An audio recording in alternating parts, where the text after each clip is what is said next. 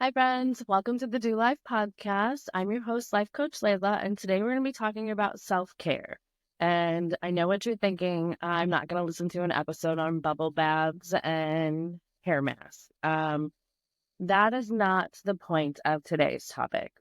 Self care is for both men and women, it's for your mental and physical health and well being.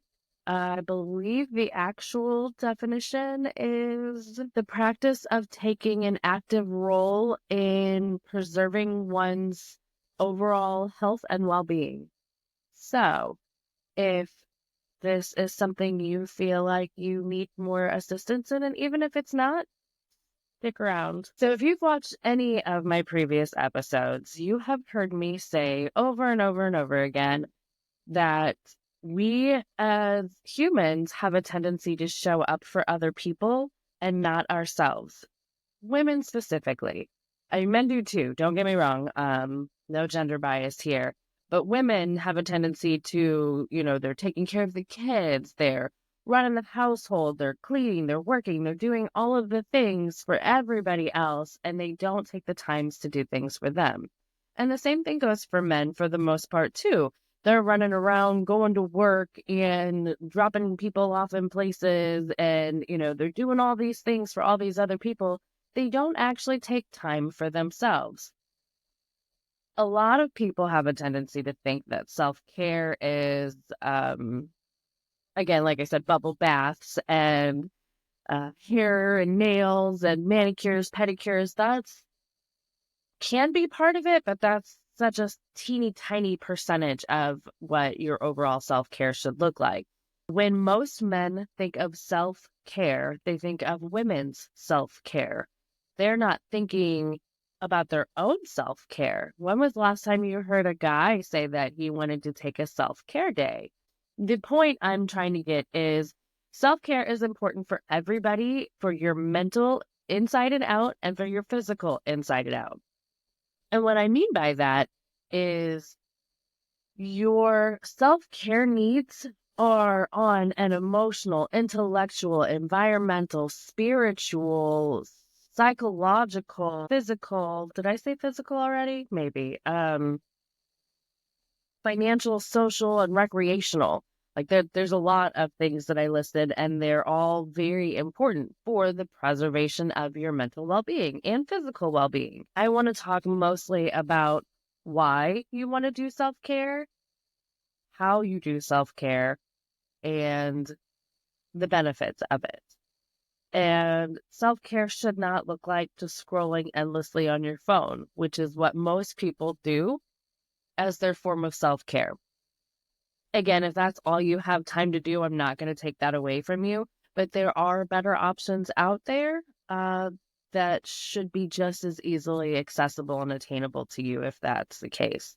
So if you have 10 minutes at the end of the day to just kind of vegetate and chill out after a long, stressful day of work and family and kids and whatever else, and you just want to mindlessly scroll on the internet for 10 minutes, that's fine. Again, I'm not going to take that away from you. But if you could spend that 10 minutes and read or plan or budget or something, you're going to be better off in the long run. But again, if you need that de-stress and relaxation, I get it. When I'm ready to shut my brain off, I watch cartoons. Like, no judgment here. So let's talk about some of the reasons why self-care is important. We talked about being good for your brain and your body, but what does that mean? When you take care of yourself, you're basically helping your body to regulate your nervous system. And your nervous system is in charge of everything. So high blood pressure, stress, anxiety, burnout, depression, weight gain, all of the things.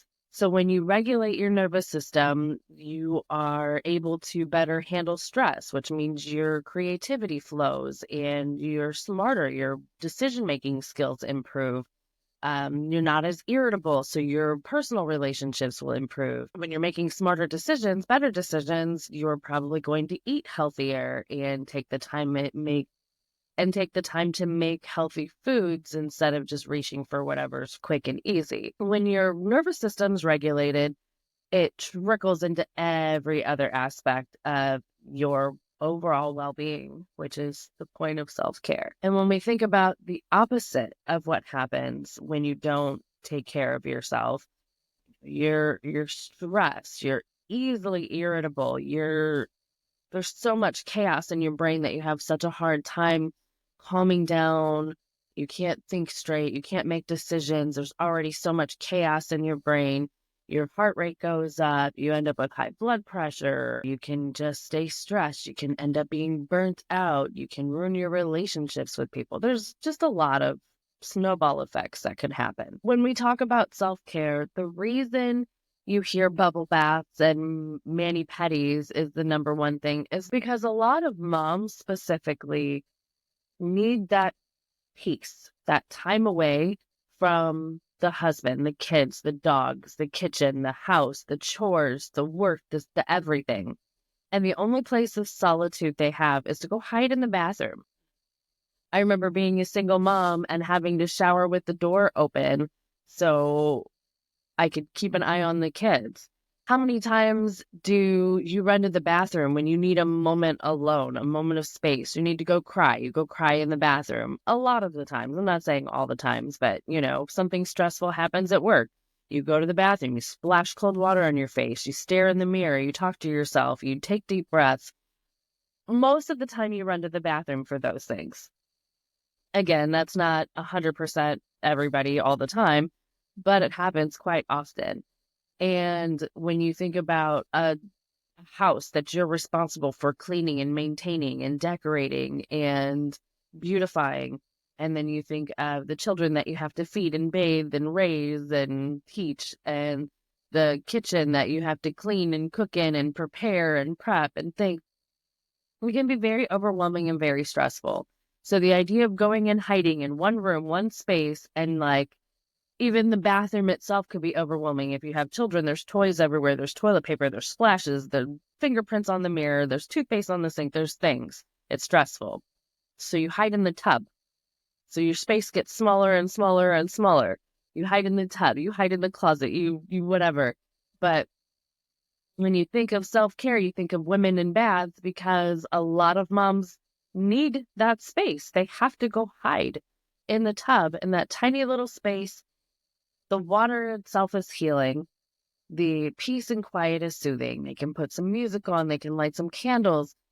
That is their space. That is their peace. That is why it's so popular when you think of self-care, because a lot of times that's all we have.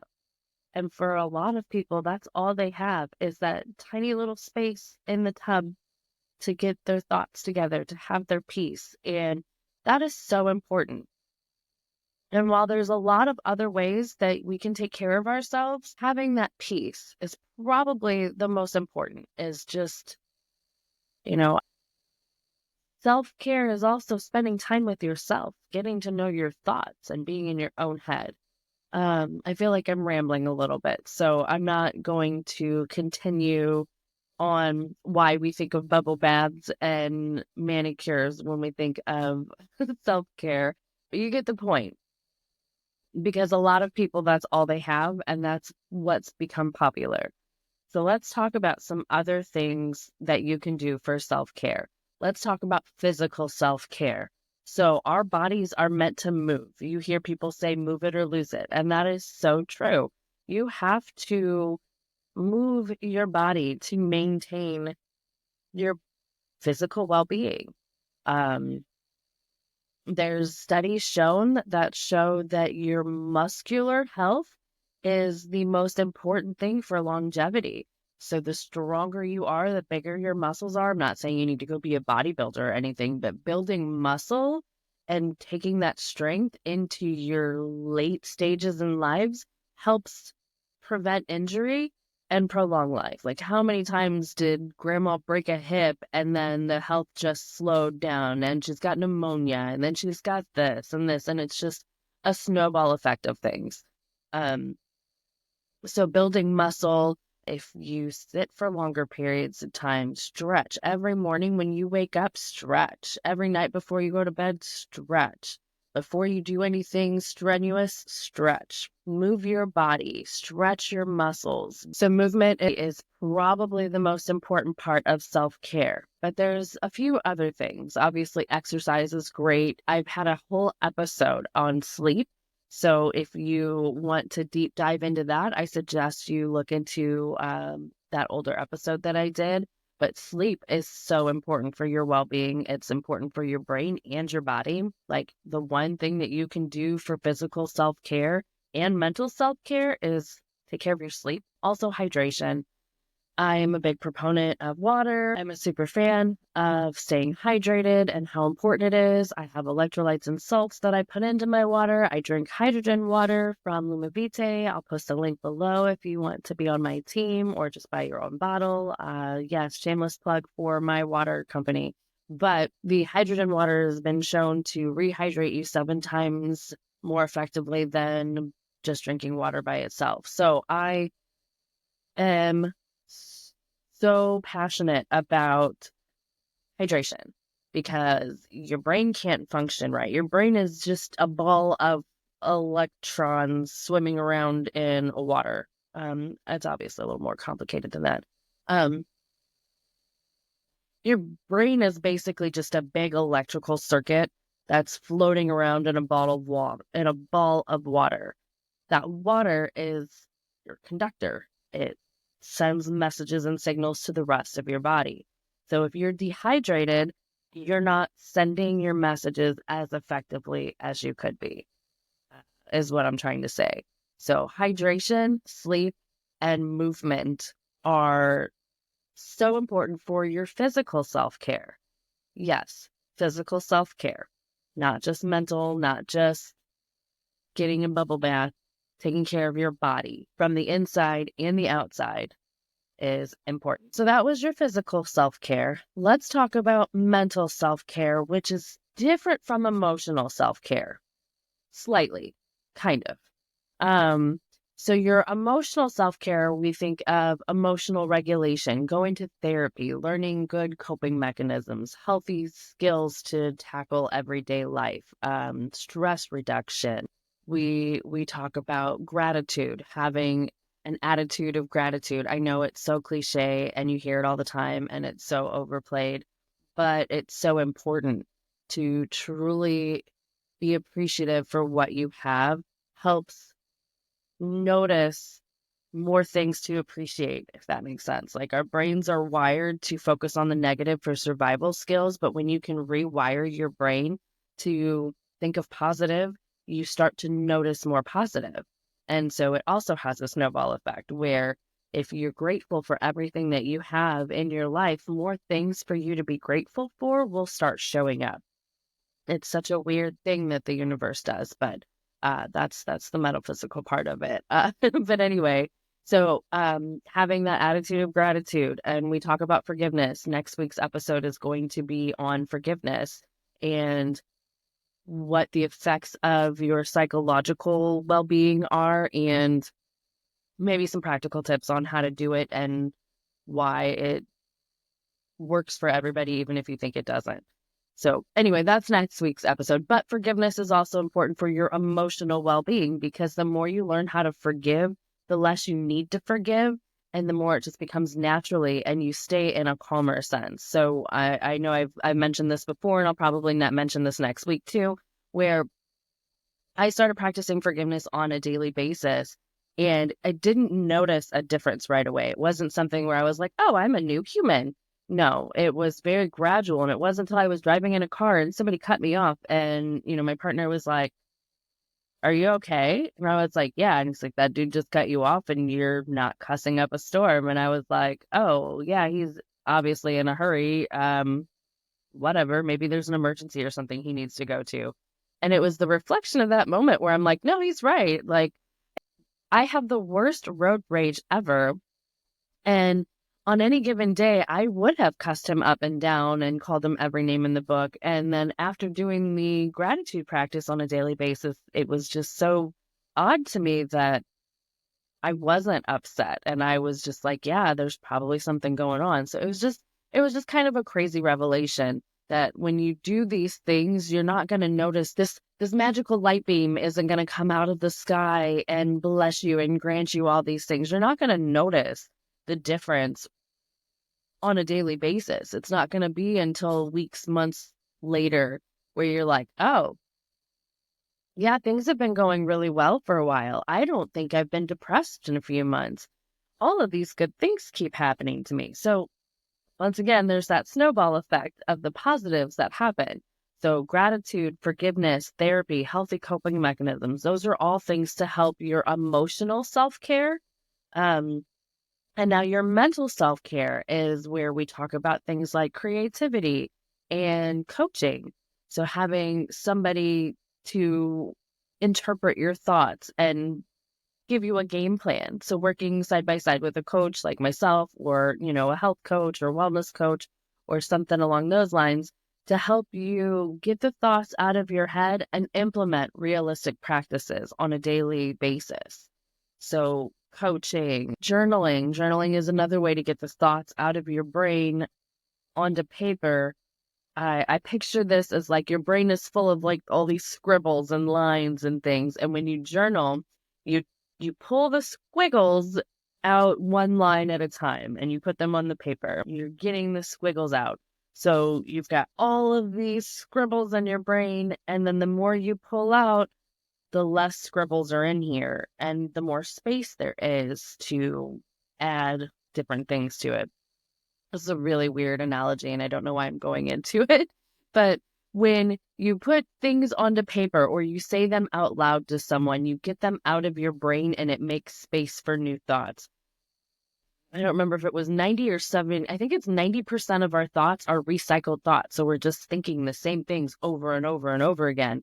And when you get them out of your mouth, out of your brain, out on the paper, it changes the narrative. So every time you get that out of your brain, it adds an ability to think new thoughts. And that's why journaling is so important. That's why talking to a coach or a therapist is so important, or even just having a conversation with a friend, because it gets those thoughts out of your brain and somewhere else so new thoughts can come in. Another form of mental self-care is creativity. Not your intuition. What's the word I'm looking for? Your imagination. Why was that so hard? Anyway, get your imagination flowing. Writing will also get the creativity juices flowing. So that's why journaling is so important to a lot of people, because it has so many different functions. Besides getting the thoughts out of your head, it helps create a little more creativity in your brain.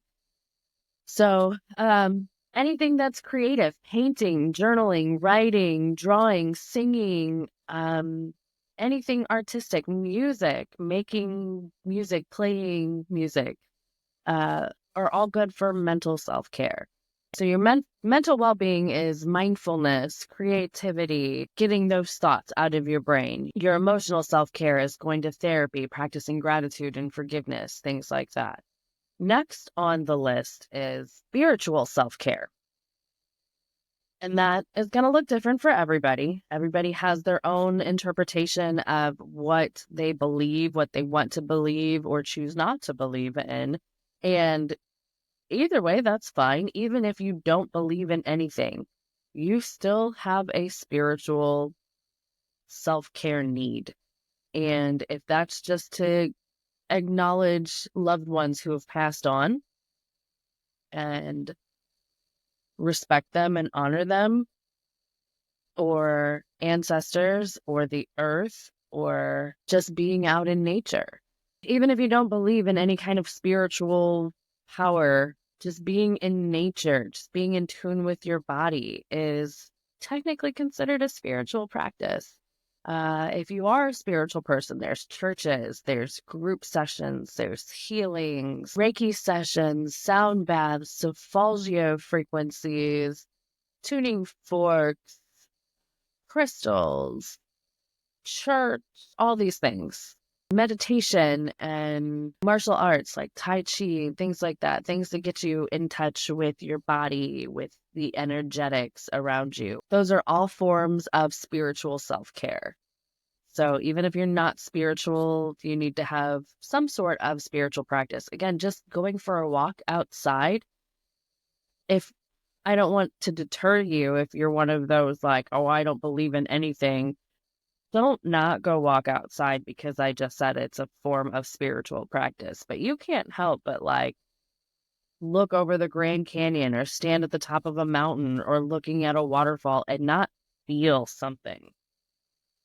Unless you're maybe like a complete sociopath or something's wrong with you. Anyway, not trying to cast judgment or talk. So what I mean by that is like you feel something, even if it's just a deep love and admiration for nature itself. That's beautiful. That's perfect. That's all we can ask of you. And that's why it's technically considered a form of spiritual self-care. So next on the list is our intellectual self-care. What are you doing every day on an intellectual basis? Are you reading? Are you taking classes? Are you studying or training or learning something or talking to a mentor or somebody along those lines? How are you strengthening your brain? Are you playing puzzles, doing games that require thought? Somehow, every day, you need to be doing some form of intellectual self-care. A lot of the self-care things you can, I'm going to list like 8 things total, and you can integrate, let's do 2 a day or 3 a day, and you can rotate which ones you do. Your physical and your intellectual are like non-negotiable everyday things that you should do. So you learn something new every day, and it should be intentional. Your brain's filled with so many things that you hear from social media and the news and TV and other people regurgitating the things that they've heard from social media and the news and whatever else, that you're just going to absorb those things because your brain is eager and strives to learn new things. So unless you're intentionally learning something, you're going to retain all that information that you may or may not even want on a deeper basis than if you're strategically putting new information in your brain. Like I said, there's all these scribbles in here. When all the people are talking to you and filling your brain with their nonsense, it takes up space. But when you're deliberately learning things, you want to retain that information. You're learning a new language or studying a new course that's going to make you millions of dollars or whatever. You're going to hold on to that information because you want to, because you are excited about it, you're passionate about it. And it's going to take up way more space in these scribbles than the chirps from the other people. I hope I'm making sense with this. But if you fill your brain intentionally with new things that you want to learn, new ideas, new challenges, you're going to retain that information, and there's not going to be as much room for all the nonsense that's around us. After intellectual self-care, let's talk about your environmental self-care.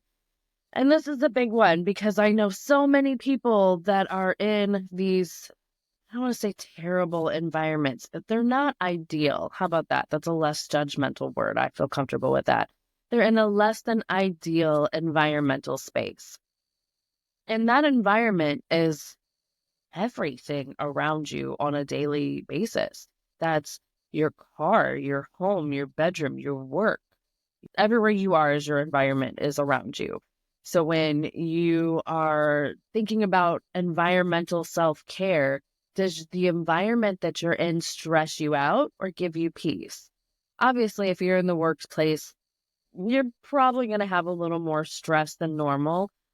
But are there things that you can do as a form of self-care to minimize that stress? Can you make organized piles on your desk instead of just having one mountain of chaos? Can you strategically plan and organize your day and your processes so it's more routine and not just chaos? So little things that you can do in your work environment to make it less chaotic, less stressful, more peaceful is a form of self-care. When you come home, what does that feel like? Your home should be your space, your freedom, your peace, your relax, your chance to breathe. And when you walk into, if you've looked at feng shui at all, I highly suggest you look into it, not just from a metaphysical point of view, but from a scientific point of view. There's brain studies that show certain aspects of the feng shui are very impactful. When you walk into your door, the first thing you see is it a pile of shoes, coats thrown on the floor, book bags everywhere, snacks, crumbs, a mess, puddles, snow, whatever. Like, is is your home welcoming you to chaos, or is it welcoming and inviting? Does it smell good? Does it have that sense of peace and airiness? If not, what are some things that you can do to make it more inviting? I'm not expecting you to keep your house in tip-top shape, 100% clean at all times. That's impossible. But when you walk into your house, can you do something different? Can you move the coats and shoes so they're just a little bit out of view? Can you add a plant, something visually pleasing? A family portrait, something that makes you happy, a beautiful painting or picture or mirror, or something that brings you joy and peace and a moment of tranquility before the chaos happens. Um, your bedroom, is there piles of laundry on your bed or chairs or dressers or wherever we keep the laundry when we don't feel like dealing with it?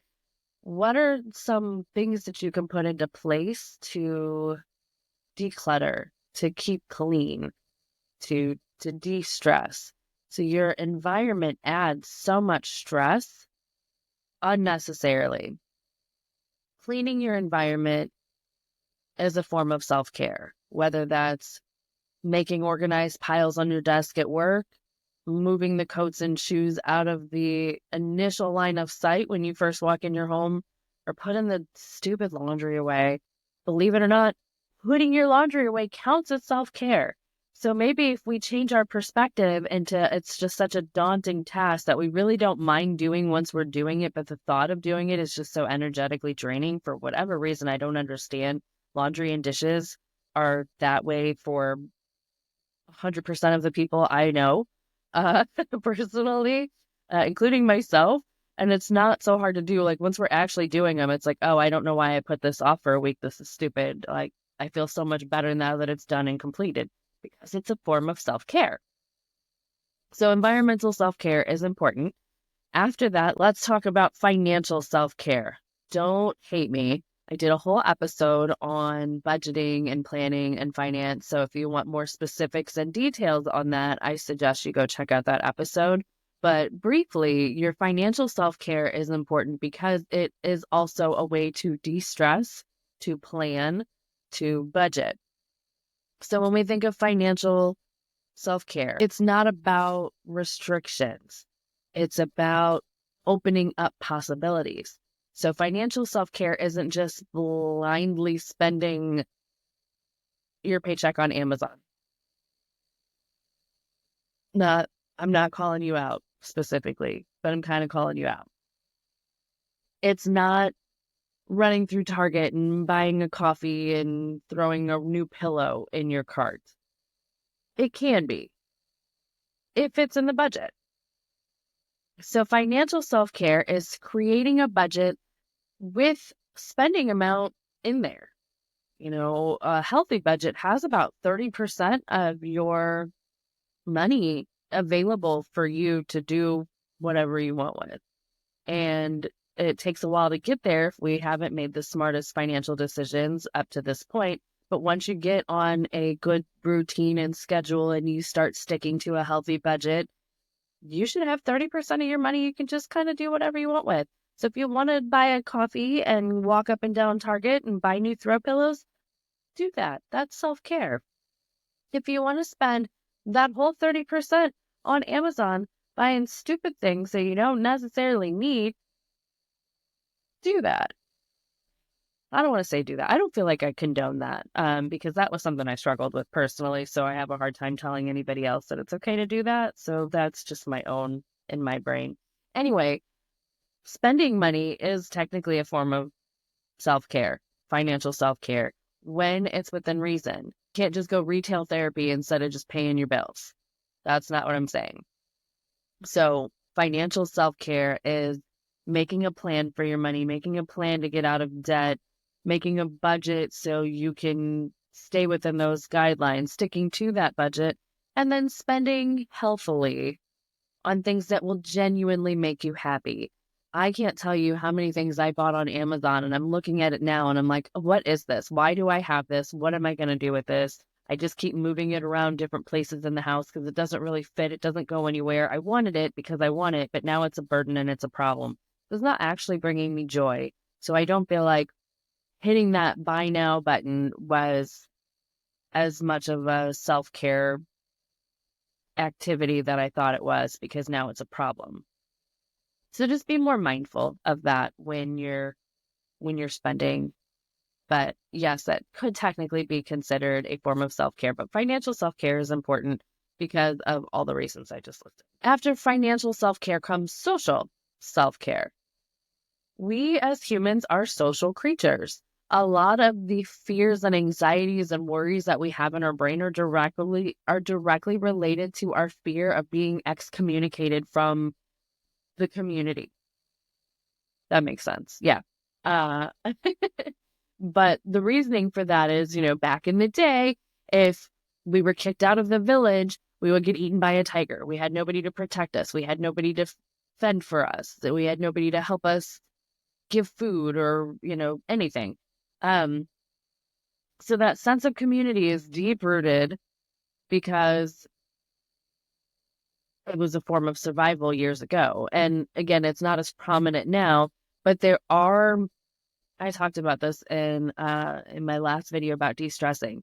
There are these things called, tachykinins. And it basically, when you're isolated for long periods of times, the tachykinins get stronger. They make you more irritable. They make you super stressed. You can't think straight. You end up afraid of everything, and it's such a weird thing.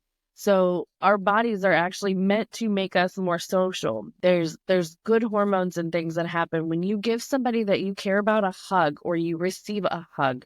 So that social connection. And I'm not telling you that you have to go out and go to parties and events and things that you don't want to. If those are energetically or emotionally draining and exhausting for you, absolutely do not do them. That is not what I'm saying.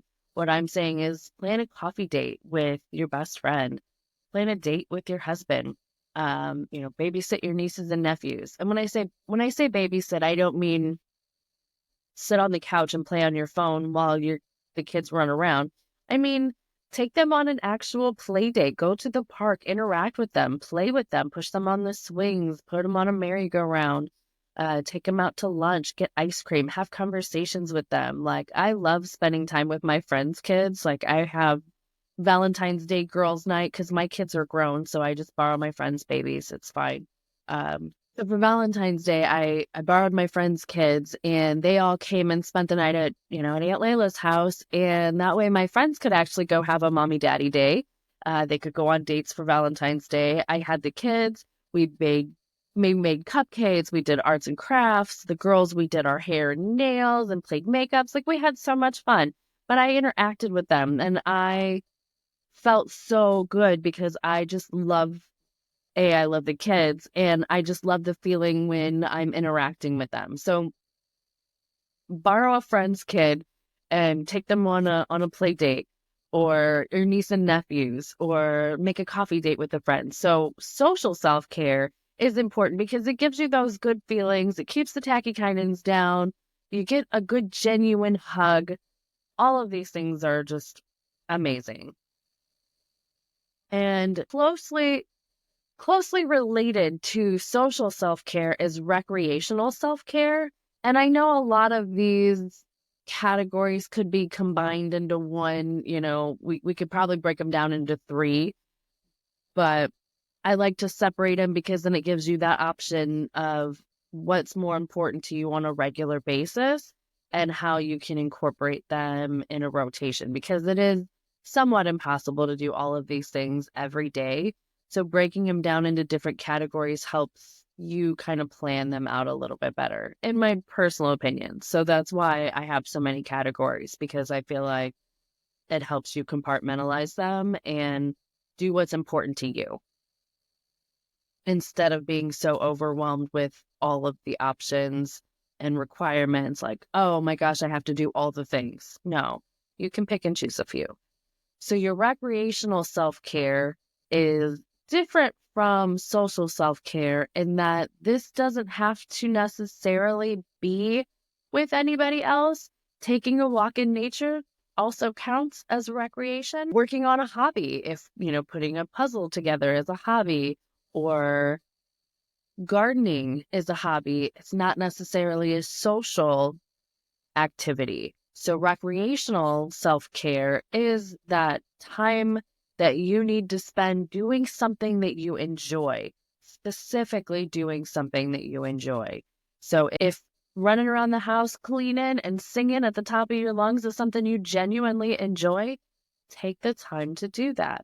Gardening is something a lot of people find pleasure in as a hobby. Doing your makeup or hair is something that you could see as a form of recreational self-care. I didn't understand that my daughters would used to sit in the basement and they would do a full face of makeup and take pictures and then go wash their face. And I'm like, why did you do that?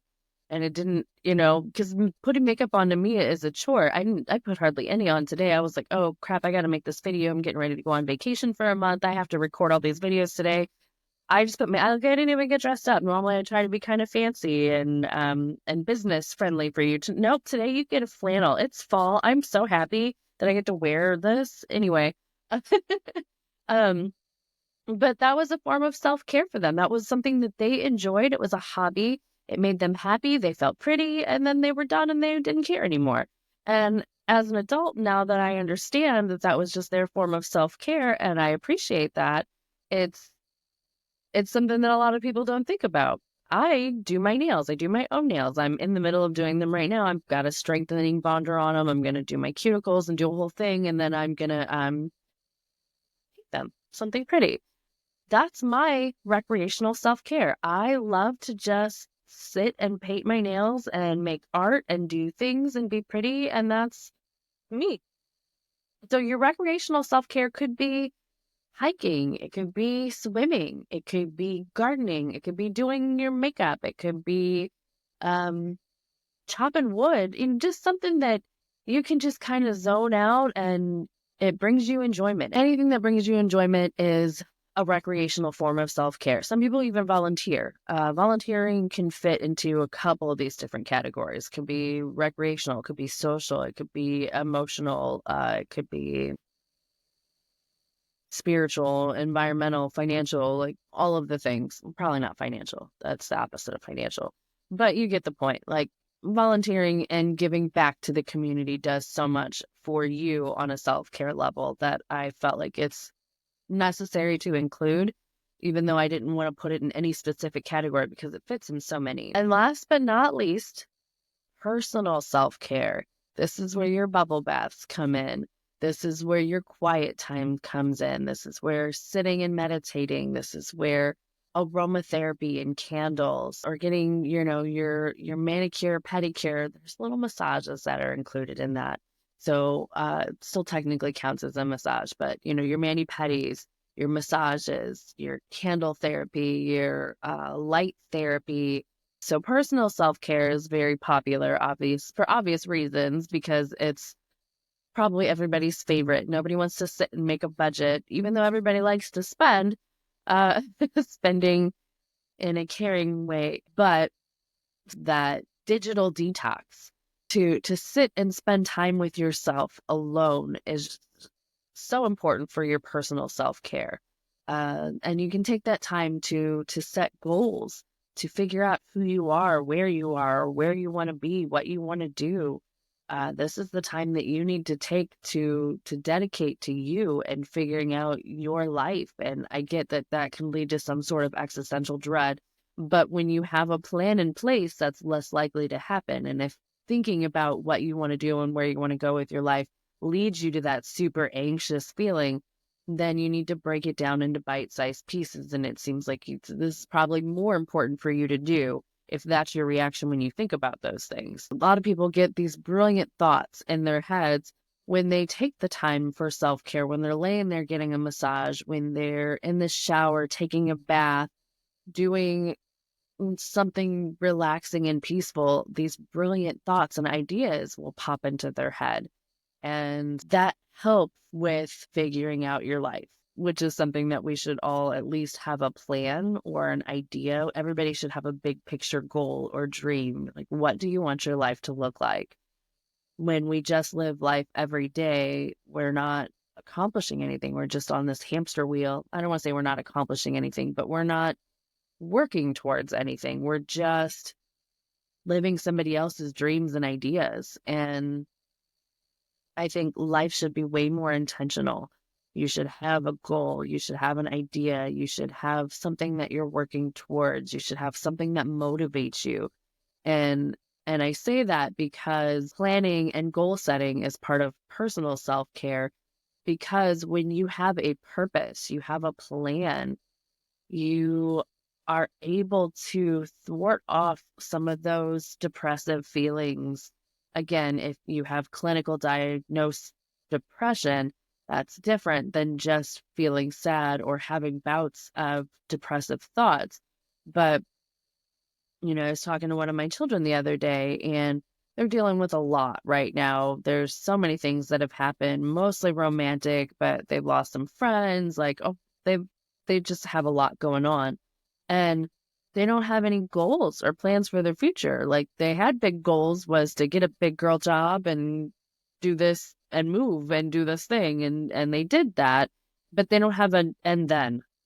I love to have goals and I love to accomplish those goals. You feel good about them, but there should always be an and then. And then what?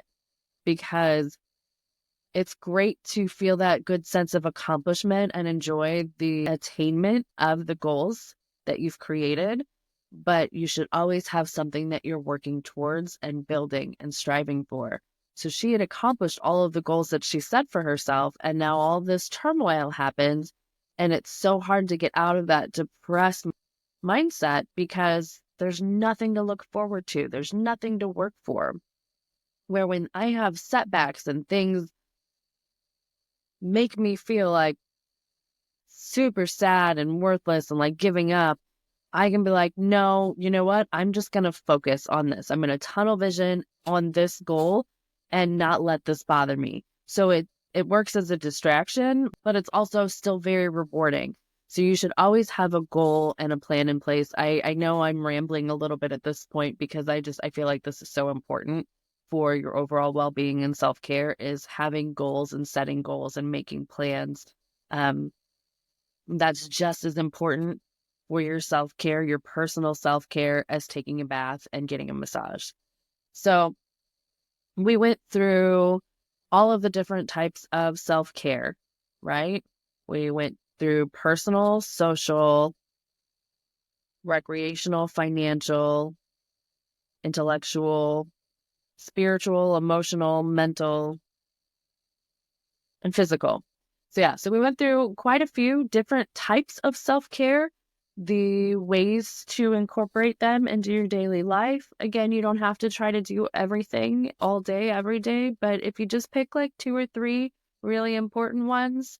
So yeah, we covered all of those. Oh, physical. I don't think I mentioned nutrition. Obviously, like what you eat and put into your body is just as important. That was silly. I can't believe I forgot that.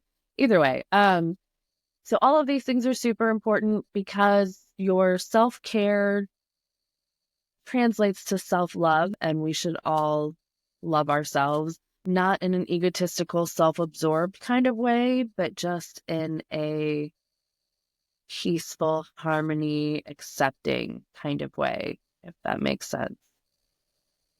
So self-care is self-love. It should be practiced every day. Again, your popular idea of getting a bath and massages shouldn't necessarily be every day. but self-care itself in any of the other forms and ways that I mentioned should be an everyday practice for your overall health and well-being. Please refer to all the other episodes that I've mentioned earlier and binge watch if you haven't already. I appreciate you being here. Like, subscribe, comment. Let me know what future episodes you'd like to hear me talk about, what you think about the episodes so far. I'll post all my links below if you want to support my business. I hope this information was helpful. I hope you found value in this episode. And after we take care of ourselves, let's go do life. Bye. Thank you guys.